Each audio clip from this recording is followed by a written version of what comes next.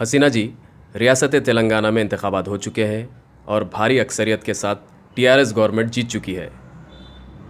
MIM के भी पूरे 7 सीटों से वो भी जीत चुकी है।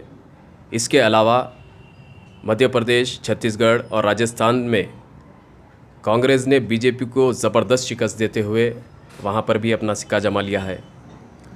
तो आप एक हैदराबाद से सामाजिक कारकुन होने के नाते 2019 में होने वाले इंतखाबात को लेकर क्या पैगाम देना चाहेंगी?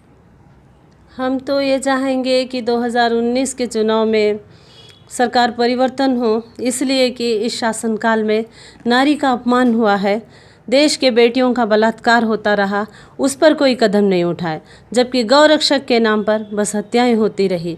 लेकिन गौरक्षक के नाम पर हुई हत्या, लेकिन देश की बेटी को कोई तवज्जो नहीं दिया गया। तो हम ये चाहते हैं कि यह सरकार फिर दोबारा ना आए। हार और जीत एक मेला है, जीत के साथ महफिल और हार अकेला है। इस अकेलेपन में बैठकर नरेंद्र मोदी जी कुछ विचार करें और योगी जी आप भी विचार करें कि देश की जनता आपसे कितना त्रस्त हो चुकी है, आपने देश की जनता को कितना रुलाया है। हमारा देश एक धर्मनिरपेक्ष राज्य है, यह संविधान से चलता है और चलता रहेगा। यहाँ सभी धर्म के लोग निवासरत है और रहेंगे। सबको अपने अपने धर्मों को मानने और प्रचार प्रसार करने का अधिकार है।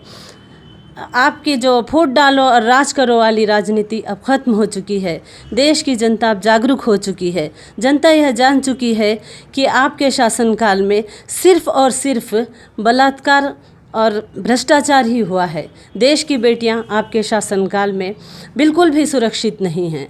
ना मिले उन्हें राजगद्दी, ना लगे उन्हें राज तिलक, जिनके राज में न्याय ना मिला बेटियों को आज तलक। तो देश की कोई भी नारी नहीं चाहेगी, कोई भी आदर्श नारी नहीं चाहेगी कि यह सरकार दोबारा सत्ता पर आए। देश में कई महान महिलाएं केंद्र पर हैं, जैसे कि स्मृति ईरानी जी हैं। उन्होंने जब निर्भया कांड हुआ था तो उस समय उन्होंने प्रधानमंत्री मनमोहन सिंह को चूड़ियाँ भेजने की बात कही थी, जबकि भाजपा के सरकार में कई बेटियों का बलात्कार हुआ है। तो हम उनसे यह पूछना चाह रहे हैं कि चूड़ियाँ ही भेजेंगे या चूड़ियों के साथ क्या घाघरा चुन्नी वगैरह भी भेजेंगे अब वर्तमान प्रधानमंत्री पर? आप इनके लिए क्या कहेंगे? क्या देश की बेटियों के देश की सभी बेटियां हमारी अपनी बेटियां हैं। सभी के साथ समान न्याय होना चाहिए, जातिवाद पर कोई बात नहीं होनी चाहिए। हम तो यह चाहते हैं, चाहे निर्भया हो या आसिफा, सभी हमारी बेटियां हैं, सभी को न्याय मिले। आपके शासनकाल में बेटियों को कोई तवज्जो नहीं दिया गया। हम ये चाहते हैं कि अगर आप न्याय नहीं कर सकते हैं तो हाँ, हम बलात्कारों को सज़ा देने का अधिकार देश की महिलाओं को दे दिया जाए।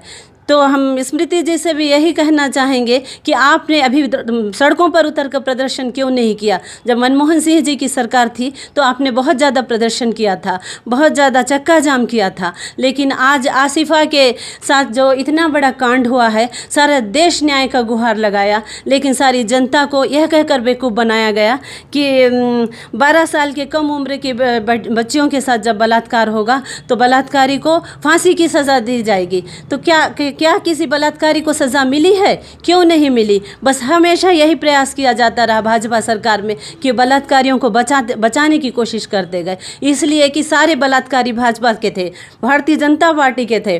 तो हम इसलिए यह चाह रहे हैं कि देश की बेटियों को न्याय मिले, और जब तक न्याय न मिला तो देश की कोई नारी नहीं चाहेगी, कोई आदर्श नारी नहीं चाहेगी कि यह सरकार पुनः सत्ता पर आए, क्योंकि हम चाहते हैं कि सरकार परिवर्तन हो और देश की बेटियां बचे। बेटी पढ़ाओ बेटी बचाओ के घोखले नारे लगाते गए। यह बेटी बचाओ बेटी पढ़ाओ ये योजना सिर्फ और सिर्फ कागज़ों पर चली है। बेटी बचाओ बेटी पढ़ाओ, लेकिन इसके आड़ में बेटियों के साथ बलात्कार होता रहा। और बात यह करते गए कि स्वच्छ भारत अभियान चलाते गए, लेकिन भारत की स्वच्छता कुछ नहीं हुई।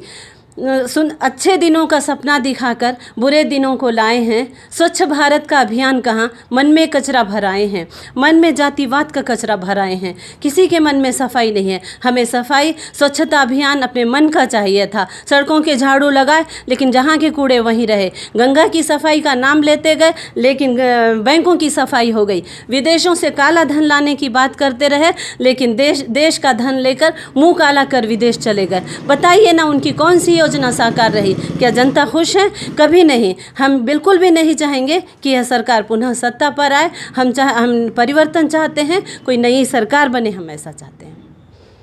बहुत बहुत शुक्रिया हसीना जी। तो ये थी हमारे साथ हैदराबाद की सामाजिक कारकुन हसीना। मोहम्मद यूनुस के साथ मैं MS अली, crime control news Hyderabad. Bell button में प्रेस చేయండి।